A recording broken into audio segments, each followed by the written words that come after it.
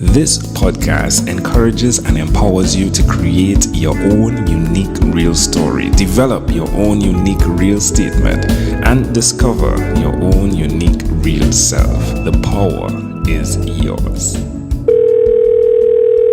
Good night, David Calvert. How are you doing on this wonderful, beautiful night? Oh, good night, Angel. This has been a great night, and I am doing fantastic. It's great to be here. It's a great pleasure to connect with you, my friend. Do tell us, what part of the world are you in right now? I am in Charlotte, North Carolina. Sweet. All right, do tell me which of your talents is responsible for us connecting at this specific time in history. Well, I just actually released my first science fiction novel, and a good was aware of your show, put me in connection with you and your site, and just thought it would be a really great idea to come on your show. Yeah, well, I appreciate you passing through, and again, congratulations. You've authored a ton of books other than this recent release, yeah? Yes, this is actually my 9th release, though it was actually the first book I started writing about 6 months ago. It's called Hurtling Towards a Home, A Story of Hope. Mm-hmm. And the rest I've written since then. I know you're also a podcast host, right? Like, how many things are you doing? Come on, what's up? Well, the podcast is a little easy. I do that actually on my drive to work. That's why it's called Car Thoughts with David, because it's thoughts I have in my car or interviews that I have in my car. Sweet. And so I do it on my way to work or on my way from work when I'm sitting in traffic. All right. So what, do you connect on the phone and have a conversation, or is this like you alone speaking? I do both, actually. So, yeah, I will connect on the phone, sort of like we're connected right now, and actually just have a conversation with somebody. And then when I get home, I edit it up and upload it. Oh, that's amazing. Wow. Now, how much fun is that?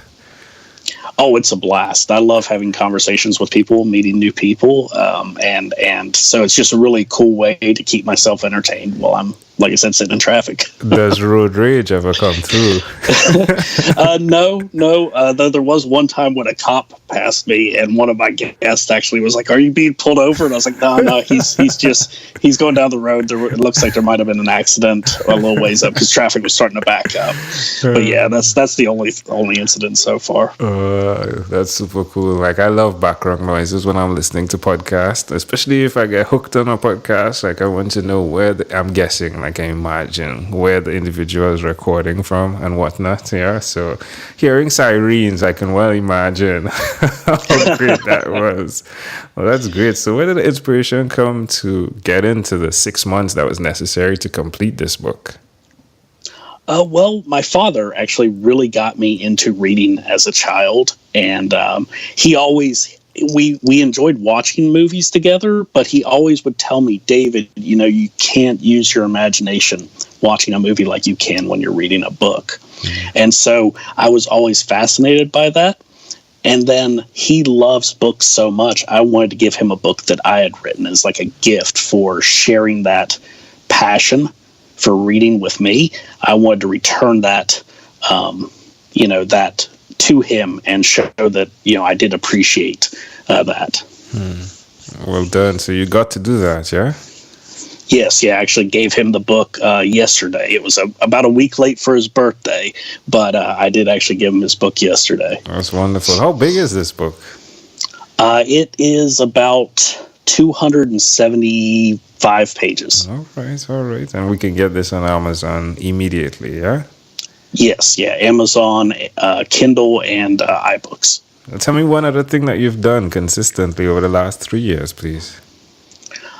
Something that I've always done is just trying to be a helper to people. Anywhere where I have a skill or a talent, I try and go, and if I see somebody struggling with that, I try and help them and help them grow as well, help them come along. I've helped actually several podcasters get started now that I've kind of got that under my belt. I help people get their books set up and things like that. So I just like to go out and wherever I can, help others. How does it make you feel, seeing what you've accomplished?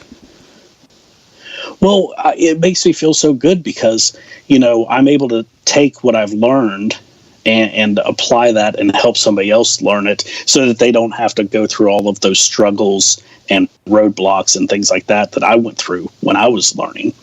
And it's just a really great feeling to know that I'm able to help others and that the knowledge I've acquired is useful to others. Given the challenges that you have experienced, and you can be assured that you will experience in the future with anything you're doing, right? Why will you continue, nevertheless, to push on? I have a passion for learning. I'm an extremely curious person. Anytime a challenge presents itself, I want to figure out not just how to overcome it, but how to overcome it the next time, and how to analyze the situation where I can say, okay, this is how you do it. And then, of course, share that with others. That's wonderful. Again, amazing audience hearing it live from David Calvert. Again, this guy is doing a ton, right? So 9 books, including his recent science fiction, right? And it's called Hurtling Toward a Home, A Story of Hope. And then he's doing his podcast in the car, which I love the idea. I can do that, though. I usually have my children in the car, and I'm having a conversation. Or like listening to an audiobook is challenging in itself, right?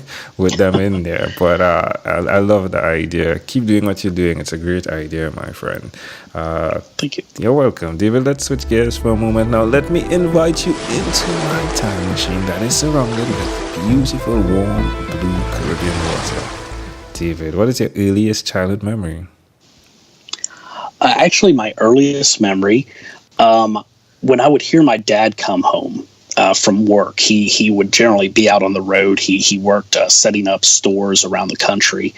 But when he would come home, I remember climbing out of my bed at night and going down to the first turn of the stairs that led to the first floor, and just sitting there and kind of watching him through the bars of the handrail, and just watching him sit there and relax and smoking his pipe, and as my mom was getting him a sandwich or something, just relaxing in the evening.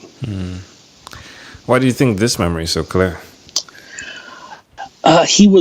Because he was always on the road. It was one of the few times I actually got to see him, and it's really odd because my parents don't actually even know why I was able to remember this memory, because they said I was around 1 or 2 years old when my father was doing this job, but for some reason it really stuck with me. How do you see that memory connecting to who you are today? Well, I mean, me and my father have a really, really great bond. I mean, we obviously had some, rough years as I grew up through teenage years and stuff like that. But we've always been very close in our passions and our thoughts, and we enjoy having conversations, and it's really shaped who we are, of that, having that time where we want to spend time to each other or with each other. Can I offer an interpretation to the thought picture you created in my mind with that memory? Sure. I love the fact that first of all, in your profile picture, behind, you're standing in front of a tractor that looks like something from 1920, and behind you are rails, right? Like the rails, I'm guessing, similar to what would have been in the house, right? And I'm thinking that it's really intriguing that because your view was interrupted while you were looking at your father, that it created a space to develop your imagination, and him not being there as well. Like, what was he doing in the day?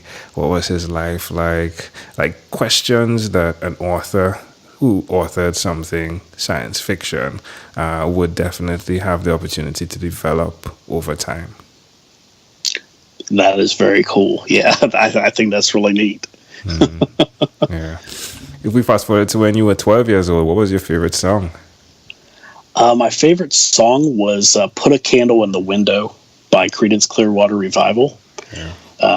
I loved that song, and it actually inspired me to become a musician. I actually started playing saxophone because of that song. Wow, that's amazing. The power of music. Wow. All right, my friend. Well, we've arrived at our destination. But before we get off of this time machine, there's a small declaration form. So it's yes or no. We're going to move pretty quickly here. Are you ready? I am ready. David, have you chosen someone to pass on your skills to? Yes. Are you married? Yes. Do you have children? No. Do you believe in God? Yes. Do you have an inner circle of friends? Yes. Do you watch TV for more than 3 hours a day? No. How about 3 hours a week? Yes. What about screen time? The phone and or the computer, is it more than 8 or less than 8 hours a day? More than 8. If you had to share with us, David, your own unique real statement, a statement that represents who you are, David Calvert, what would you say that is?